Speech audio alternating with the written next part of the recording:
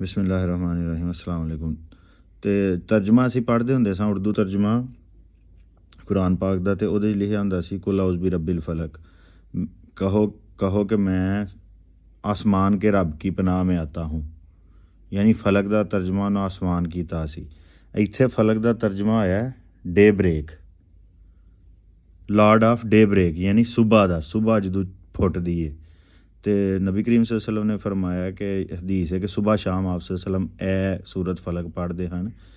तो मैं अज तर्जमा पढ़िया तो मैनू समझ आई है सुबह के तर्जमे, सुबह डे ब्रेक तर्जमा करना कितना अच्छा काम है, या सुबह कहना और आसमान कहना कितना फर्क पै जाता है। सुबह की क्यों गल कि तुसीं जदों सुबह उठे हो तो तुसीं किहड़ी पनाह मंगनी, वो 4 पनाहां का जिक्र है अगे। From the evil that which he created, यानी अल्लाह पाक ने दुनिया दे विच जिन्नियां भी शर वालियां चीज़ां पैदा कीतियां ने, क्योंकि खैर शर सब अल्लाह पैदा कीता है। अल्लाह आंदा सवेरे उठदे ही मेरे कोलों उन्हां सारियां शैवां दे कोलों तुसीं उन्हां दे शर, उन्हां दी बुराई तो पनाह मंगो। नंबर 1 वो वेखो अगों नंबरिंग उन्होंने की है यार, इंज सानू आयतां दी नंबरिंग करके साडी ज़बान च समझा दो ताकि सानू समझ आए। अज तक सानू कुरान इंज लग्गा कि जिवें कोई फार्मल जी किताब है, कोई यह नहीं है कि रब दा कलाम है। और यानी इनफार्मल हुंदा है जिहड़ी प्यार मुहब्बत, जिन्हों असीं आने कि यार जिंज असीं यारां नाल गल करने आ, इंज कुरान पाक नाल साडी गलबात नहीं हुई। अच्छा, and from the evil of darkness when it settles, पहलां होई है सुबह की गल, तो दूजी गल होई है हर शै हर महलूक दे शर तो, तीजी गल होई है कि मैं नेरा जदों आ जांदा है, रात आ जांदी है, मैं उहदे तो भी पनाह मंगना।